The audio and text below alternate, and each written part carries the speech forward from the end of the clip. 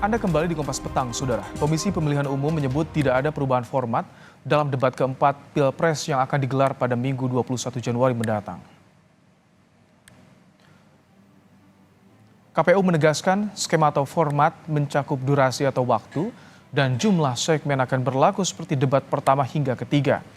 KPU telah bertemu dengan media penyelenggara debat Capres-Cawapres keempat pada Jumat 12 Januari guna membahas teknis dan lokasi debat keempat mendatang. Saya terus saja saya menilai Anda tidak pantas bicara soal etik. Nah, kalau dari sisi waktu 150 menit, kemudian debatnya sendiri 120 menit, 30 menitnya untuk jeda iklan, itu tidak mengalami perubahan. Segmen debat juga ada 6 segmen, tidak mengalami perubahan sama sekali. Jadi kalau ditanya formatnya apakah ada berubah, apakah itu yang dimaksud format? Kalau itu yang dimaksud, tidak mengalami perubahan. Sebelumnya, Presiden Joko Widodo meminta format debat Pilpres perlu diubah. Jokowi menilai debat ketiga tidak mengedukasi masyarakat karena hanya didominasi saling serang personal antar calon presiden. Melihat substansi dari visinya malah tidak kelihatan. Yang kelihatan justru saling menyerang, yang sebetulnya nggak apa-apa, asal kebijakan.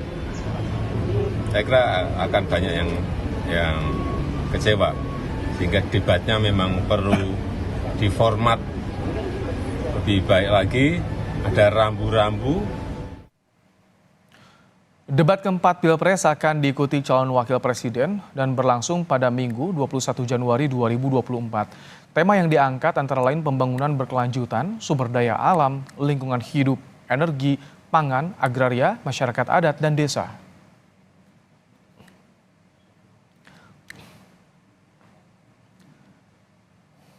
Saudara, meskipun sempat dikritisi Presiden Jokowi, KPU tak akan mengubah format debat keempat yang akan digelar Minggu 21 Januari mendatang, yang akan menghadirkan 3 calon wakil presiden. Apa saja yang jadi catatan masing-masing pasangan calon? Kita akan bahas bersama dengan narasumber di Studio Kompas TV. Saudara, sudah hadir Islah Bahrawi sebagai tim ses Ganjar Mahfud. Lewat sambungan virtual juga ada Wihadi Wianto, jubir tim kampanye nasional Prabowo Gibran, dan ada Triyono Lukmantoro, pengamat politik dari Universitas Diponegoro. Selamat sore, Pak Wid. Sore semuanya. Mas Triyono, Selamat sore. Mas Islah, selamat datang di Studio Kompas TV. Pak Wihadi, KPU sudah menetapkan format tidak akan diubah, meskipun sebelumnya ada kritik langsung dari Presiden Joko Widodo.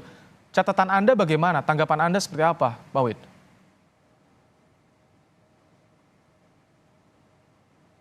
Pak Wid di-mute, suaranya boleh dibuka, suaranya di-mute Pak Wid.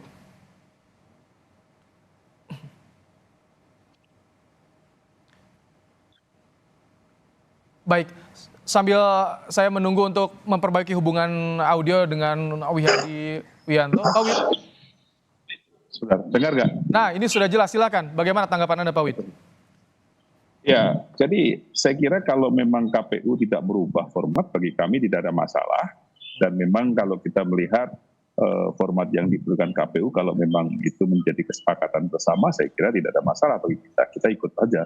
Jadi kalau apa yang disampaikan KPU hari ini bahwa tidak akan dirubah, itu tidak ada masalah bagi kita. Kalau catatan untuk perbaikan atau untuk penyelenggaraan debat selanjutnya berkaca dari hasil yang ketiga kemarin, seperti apa dari Anda, Pak Wid? Ya, saya kira begini, kalau kita melihat kemarin, itu tentunya yang perlu diperhatikan adalah mengenai masalah substansi daripada pertanyaan dan substansi daripada apa yang menjadi topik pada saat itu. Jadi kalau kita melihat serang menyerang atau mungkin mengenai masalah adu program itu tidak akan muncul kalau yang namanya moderator tidak memberikan satu guidance terhadap permasalahan pertanyaan apa yang seharusnya pada topik itu. Nah, ini kan menjadi permasalahan-permasalahan yang sering kali ini berkembang kemana-mana dan ini adalah menjadi saling serang secara pribadi.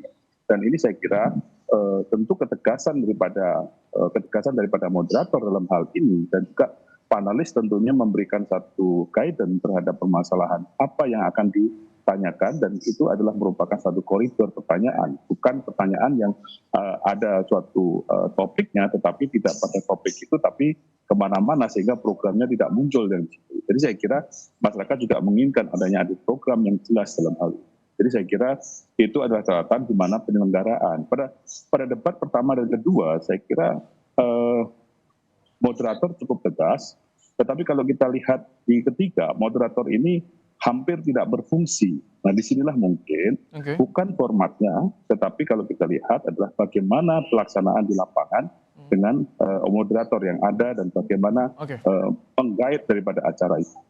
Kalau format tidak masalah dari Anda, Pak Wid, bagaimana Mas Islah? Kalau Anda melihat format tak masalah, tapi ada guidance yang jelas, ada ketegasan itu yang dinantikan.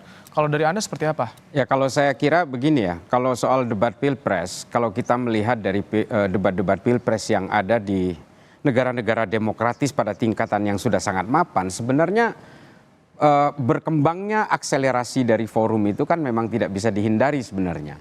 Ketika kita berbicara tentang pertahanan misalnya, sementara di situ ada Pak Prabowo sebagai Menhan yang juga sekaligus capres, lalu ditanya tentang penggunaan anggaran dan kemudian mengarah kepada persoalan etik, dari etik kemudian mengarah kepada kepemilikan lahan dan sebagainya.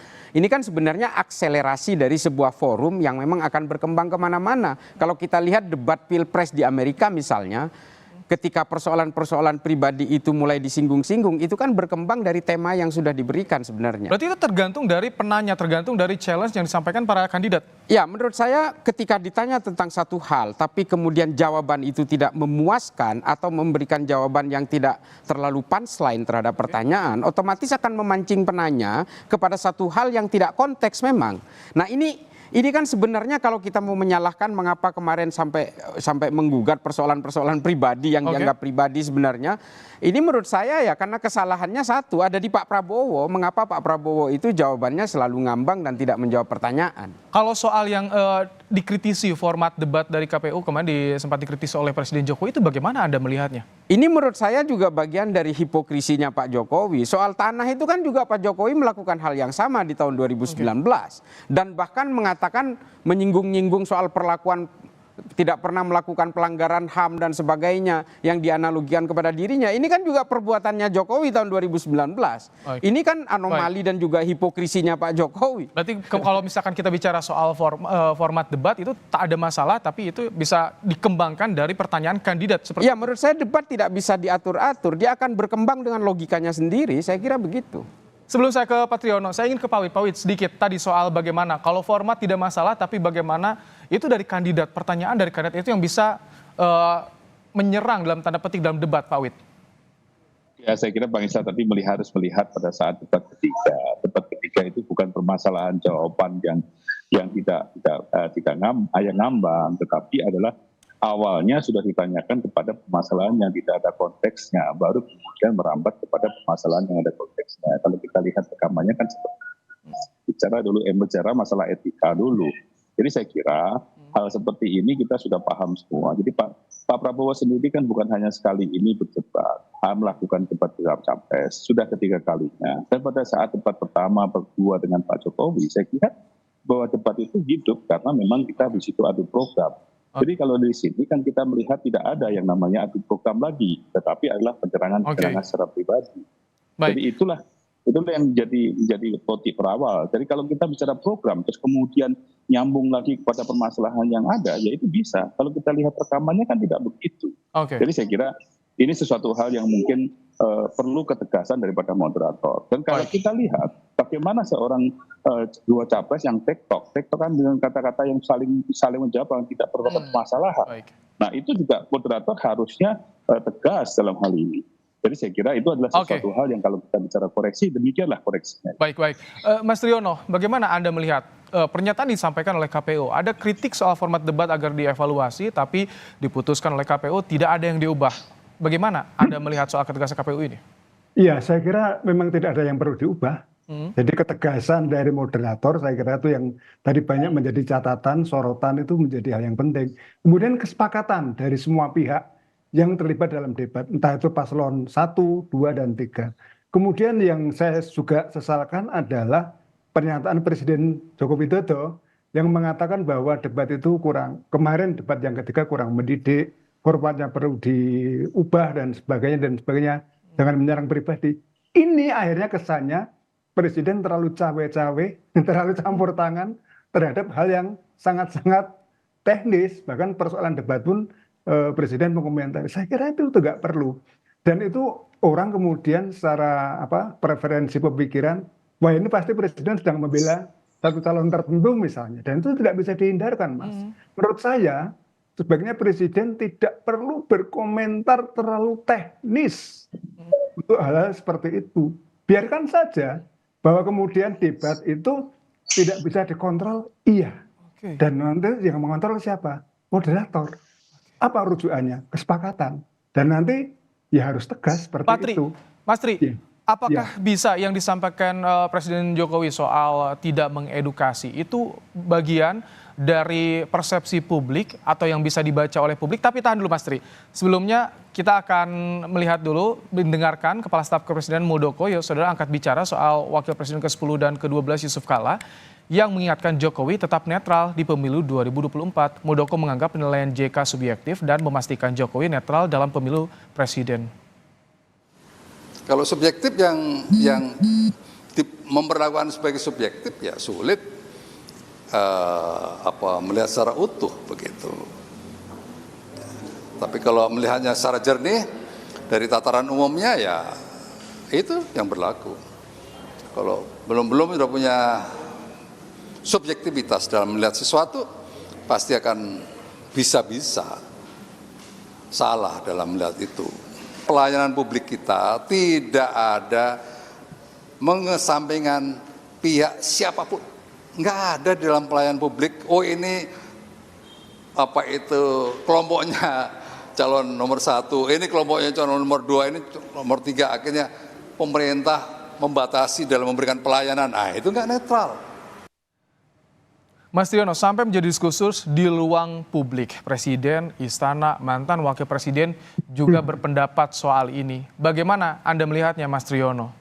Iya, saya kira kita juga harus tahu seseorang narasumber tertentu, Pak JK misalnya, dia itu mendukung siapa, gitu kan? Dan Yusuf Kala saya kira sudah belak-belakan, sudah secara transparan, secara terbuka mendukung Anies Baswedan. Selesai gitu, Mas. Jadi saya kira orang bicara pasti karena ada posisinya. Saya misalnya juga punya posisi tertentu sebagai pengamat, tapi apakah saya dijamin netral? Belum tentu juga. Tapi saya independen gitu loh. Artinya apa? Jangan sampai ketika, misalnya dalam kasus debat ketika kemarin, ada yang performnya kurang bagus, kemudian diubah deh. Gitu. Jangan sampai seperti itu. Bahwa kemudian menyerang pribadi, coba dong. Moderator yang tegas. Nah, batas-batas pribadi itu apa juga harus diklarifikasi misalnya. Jangan sampai kemudian kita seakan-akan semua hal dikembalikan pada persoalan pribadi. Katakanlah kepemilikan aset dan sebagainya. Seharusnya itu dijawab dengan mudah oleh Pak Prabowo bahwa ini aset saya tahun sekian, statusnya seperti ini, dan kemudian soal data alutsista dan sebagainya yang katanya rahasia, sampaikan gitu loh. Kerahasiaannya di mana, sampai sebatas mana dan sebagainya. Itu yang saya kira untuk Pak Wihadi ya. Semoga nanti Pak Prabowo juga tahu dan Gibran juga tahu batas-batas mana yang rahasia dan bukan rahasia. Oh, dari Anda? Batas-batas mana yang menyerang dan tidak menyerang gitu. Oke, sebelum Pak Wid, Mas Islah, kalau dari Anda soal batas-batas pribadi yang disampaikan dalam debat itu bagaimana? Mas Islah? Ya, saya kira memang tidak ada batas-batas pribadi kecuali pribadi yang sifatnya sangat pribadi, yang itu pun bersifat tidak boleh dikonsumsi publik. Kalau persoalan-persoalan kepemilikan tanah, persoalan cawapresnya misalnya lewat jalur paman seperti yang dikatakan Anies, ini kan sebenarnya sudah diketahui banyak orang. Saya sebenarnya dengan Pak Jokowi mengkritik soal debat ini, Mas Baim, saya nggak kaget sih. Semua kan ingin di custom fit. Semua ini kan tailor made oleh Pak Jokowi. Kalau Pak Jokowi bisa melakukan customize konstitusi di MK saja, apalagi urusan debat, itu pasti juga ingin di customize. Kalau ketika debat kemarin masih masuk jalur koridornya, masih masuk seperti itu. Ya menurut saya masih biasa-biasa aja, itu nggak apa-apa. Itu juga dilakukan Pak Jokowi tahun 2019 kok. Nggak ada yang berpolemik soal itu. Pak Wid, bagaimana? Katanya sudah biasa-biasa saja dengan personal tersebut dan tidak ada yang sesuai koridor tentunya. Ya begini, kalau saya melihat format, saya katakan format tidak ada. Tetapi kalau kita melihat dari segi apa yang disampaikan, kalau kita melihat bahwa sudah disampaikan bahwa data yang salah, data yang disampaikannya, data yang diberikan itu ada salah, kepemilikannya datanya juga salah. Kemudian 700 triliun barang bekas yang diberikan alutsista itu juga salah. Pak Prabowo juga mengatakan itu juga salah. Dan pada saat itu juga disampaikan juga bahwa itu adalah tanah yang memang merupakan tanah garapan daripada APH atau HTU yang disampaikan oleh Pak Prabowo. Tapi dari hal ini kalau kita melihat serangan pribadi, kalau Pak Prabowo mau menyerang pribadi juga, dia akan mengatakan, loh, tanah ini dulu saya buat untuk biayain kamu ke waktu maju ke gubernur DKI. Tapi kan Pak Prabowo nggak mengatakan. Kalau bantahan itu tidak disampaikan ketika debat, Pak Wid. Nah, itulah yang namanya Pak Prabowo itu seorang negarawan. Dia tidak mau mempermalukan orang di depan seperti itu. Kalau dikatakan seperti itu, buka-bukaan di situ, kita bisa buka-bukaan di situ. Bahwa yang namanya tanah itu juga pernah digadekan, misalnya tanah yang lain dari Pak Prabowo digadekan untuk membiayai Anies, dan itu tidak dilakukan oleh Pak Prabowo. Dan kalau kita semuanya juga tahu bagaimana kalau Pak Prabowo mengatakan bahwa yang namanya dulu biaya yang ditanggung oleh Gerindra dan segala macam, nah itu kan tidak disampaikan. Nah dalam hal ini tentunya hal-hal pribadi yang sampai seperti itu kan tidak perlu kita ungkap.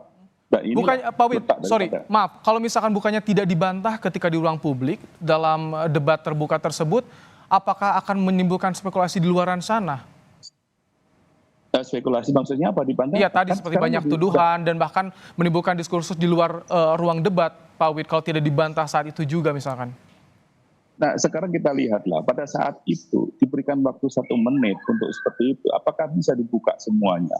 Di sini kan Pak Prabowo selalu mengatakan, ayo kita buka-bukaan di sini dengan data yang di luar kita ini. Tapi kita semuanya kan dibatasi. Nah mungkin juga permasalahan waktu juga menjadi suatu hal yang perlu dipikirkan. Bagaimana seseorang bisa memberikan jawaban yang komprehensif dalam waktu 1 menit dan kemudian menjawab kembali jawaban yang seperti itu dalam waktu 1 menit. Karena kita tahu data-data yang disampaikan Pak Prabowo justru ketika bertemu relawan ya di luar daerah, di Lampung seperti itu ya Pak Wid, tidak dalam ruang debat. Itulah. Jadi saya kira data itu kan kita sebenarnya tahu bahwa itu adalah permasalahan yang tidak bisa apple to apple dibandingkan dengan permasalahan rumah prajurit. Kalau kita bicara rumah prajurit, ternyata tidak 50% juga yang jual rumah prajurit. Itu semuanya adalah program daripada mantra-mantra yang ada. Contohnya perumahan daripada TNI. Dan perumahan TNI itu tidak dari 350.000 kebutuhan, itu hanya kurang 100.000 dan itu selalu berjalan. Nah, ini kan sesuatu hal yang tidak bisa langsung konstan begitu saja kalau dibandingkan dengan tanahnya Pak Prabowo. Dan itu kan menyerang pribadi, gitu loh. Oke, ini debat keempat akan segera digelar di akhir pekan ini. Mas Islah, bagaimana nanti ke depan persiapan seperti apa yang dilakukan oleh Pak Mahfud? Apakah juga akan mempersiapkan soal serang-serangan? Seperti apa nanti? Saya kira tidak ada ya, seperti pada debat sebelumnya, Pak Mahfud selalu berusaha untuk memposisikan dirinya sebagai seorang Menko Polhukam, sebagai seorang akademisi, dan juga secara usia beliau jauh lebih senior dibanding yang lain. Ini selalu menjadi pegangan dari Pak Mahfud, bahwa Pak Mahfud tidak boleh terlalu agresif, tidak boleh terlalu ofensif, tapi juga tidak boleh terlalu defensif. Jadi Pak Mahfud betul-betul ingin menyajikan speak up with data, fight data with data. Jadi bukannya melawan data dengan tanpa data. Data Anda salah, tapi tidak memberikan data. Itu pragmatis nggak? Tidak terlalu ofensif, tapi tidak defensif, gimana itu? Pragmatis atau ya maksudnya itu? Ketika diserang, dia juga tidak terlalu bertahan juga. Dia pasti akan melakukan strike back, pasti. Tapi kalaupun dia harus menyerang orang, Pak Mahfud juga nggak mau. Karena Pak Mahfud juga harus memposisikan beliau sebagai seorang negarawan. Nah ini kan memang harus menjadi sesuatu yang menjadi seorang Pak Mahfud di dalam satu debat cawapres ini kan tidak mudah. Tipikal seperti Gibran, ini kalau terlalu ofensif dia akan playing victim, tapi kalau Pak Mahfud juga terlalu pasif dia akan ngelunjak.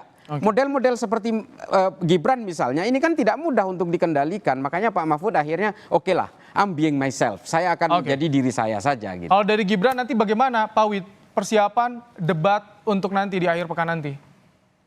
Saya kira Mas Gibran cukup belajar banyak, dan saya kira Mas Gibran juga kalau lihat dari penampilan pertama yang mungkin cukup mengejutkan semua pihak yang meremehkan, dan saya kira untuk kedua ini juga tentunya Mas Gibran tetap dengan apa yang ada di Mas Gibran yang mereka sangat-sangat menguasai permasalahan-permasalahan itu, karena sebagai singkatan-singkatan masih akan ada nih. Kan sekarang singkatan harus dilakukan, singkatannya apa kan harus disampaikan. Kan sudah ada KPU sudah menyatakan, ya kan? Jadi ini saya kira sesuatu hal yang sudah KPU juga sudah merevisi itu. Oke. Jadi saya kira tidak ada masalah. Mas Triyono, ini kesempatan Cawapres terakhir debat menyampaikan ide dan juga gagasan apa yang bisa publik harapkan, bisa publik tunggu soal ini, Mas Triyono. Iya, saya kira ini adalah kesempatan pembuktian kedua. Gibran awalnya saya kira disepelekan. Atam sulfat lah, belimbing sayur lah, bocah ingusan apapun nama yang jelek, Paman Usman dan sebagainya. Tapi dia bisa membuktikan bahwa ukuran seperti tadi Mas Islah mengatakan, belunjak atau tidak, itu juga sama kalau kita kembalikan pada debat yang ketiga ketika Ganjar dan Anies menyerang Pak Prabowo. Itu kan kalau boleh dikatakan, loh, itu orang tua dan sebagainya. Sama Gibran. Gibran saya kira adalah generasi sekarang dan punya usia yang sangat jauh, senjang yang sangat jauh. Itulah, maka dia jadi sorotan. Cuma kalau saya pernah menulis juga, Gibran itu kan punya dua sisi. Kalau sehari-hari, dia itu irit bicara. Ogah-ogahan gitu. Kalau dalam bahasa Jawa, aras-arasan. Jawab sekata, dua kata, dan sebagainya. Tapi ketika dia maju debat kemarin, wow, gitu loh. Dan itu kalau Prof Mahfud dan Muhaimin bagaimana, Mas Triyono?